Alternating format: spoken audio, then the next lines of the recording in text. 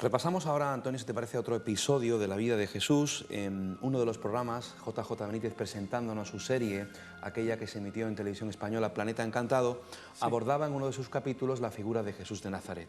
En este corte que he escogido, en una entrevista que le pude realizar, nos habla sobre los evangelios, la propia figura de Jesús y sobre el descubrimiento que él hace de una cueva en Jordania donde Jesús de Nazaret supuestamente se retira a los 40 días y los 40 noches. Vamos a escuchar su opinión y luego la tuya, Antonio. No sé por qué, el instinto me decía que también era interesante rodar en Israel, rodar en Jordania y mostrarle a la gente pues algunos de los pasajes que desde mi punto de vista están manipulados, tergiversados, censurados y silenciados en los evangelios sobre todo. Desde el momento del nacimiento, que yo creo que no es correcto, no nació en Navidad, no nació en el año cero no existe. ¿Nació en el mes de agosto? Probablemente nació el 21 de agosto, que es un aniversario que tú sabes muy bien que yo celebro, que debo ser de los pocos que celebra 2 veces la Navidad.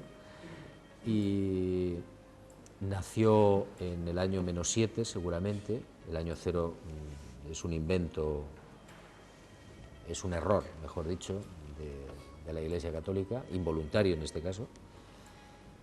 Y luego pues he continuado con la estrella de Belén, con el niño perdido y hallado en el templo, que jamás estuvo perdido, con su vida pública, con los viajes que probablemente hizo. Una cueva en Jordania. Una cueva en Jordania, digamos que es uno de mis grandes satisfacciones, porque ha sido probablemente, en fin, no sirve para mucho, pero es uno de mis grandes descubrimientos, ¿no? En el norte de Jordania, a 4 o 5 kilómetros del río Jordán, hay una cueva donde parece ser que Jesús se retiró después del bautismo. Jesús se bautiza en el Jordán y se aleja al desierto. ¿40 días y 40 noches? 40 días y 40 noches, pero no en el desierto, sino en unas colinas llenas de olivos, donde había una cueva, donde hay una cueva, donde él vivió, sencillamente. Muy cerca había una aldea que le suministraban el alimento. Como puedes imaginar, 40 días sin comer no lo resiste prácticamente nadie. Entonces, lo del ayuno es un cuento chino. Jesús no ayunó para nada, se alimentó exactamente igual que los demás y se dedicó a cosas más importantes, como era la capacidad de decidir o de planificar o de planear su inminente vida pública.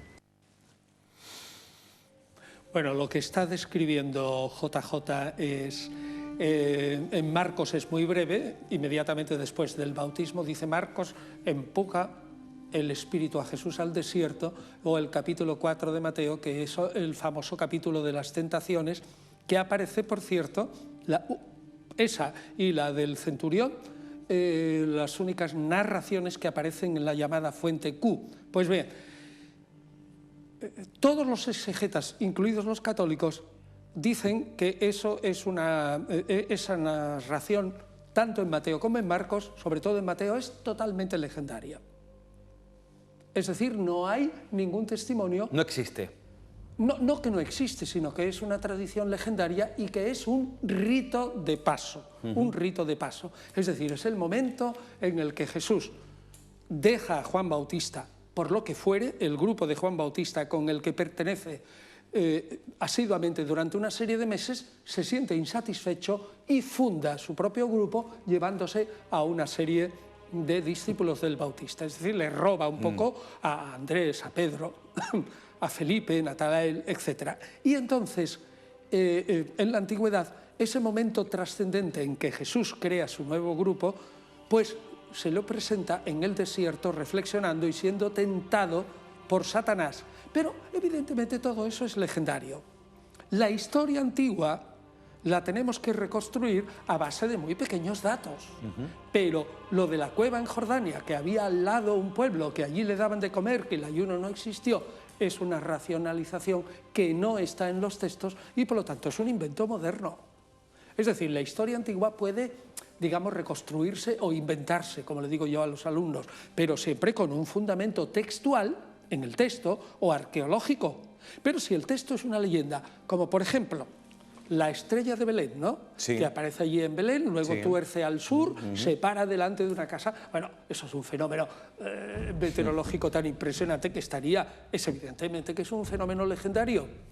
Tú puedes adoptar, decir, no, es que aquello fue el recuerdo de la comunidad de Galilea, que, como dice el Papa, la conjunción de Júpiter, Saturno y Marte y tal. Bueno, es una racionalización. O puedes decir, esto es algo totalmente legendario y yo no racionalizo nada. ¿O pudo ser un ovni? En la antigüedad no había. Nadie creía en esas cosas y yo, desde luego, personalmente no. Bueno, entonces, ¿existió esa cueva de Jordania? Pues yo le diría a JJ muy amablemente, a ver, dígame en qué evangelio, algún texto antiguo en el que usted fundamenta su hipótesis. La hipótesis tiene que estar fundamentada en algún pasaje.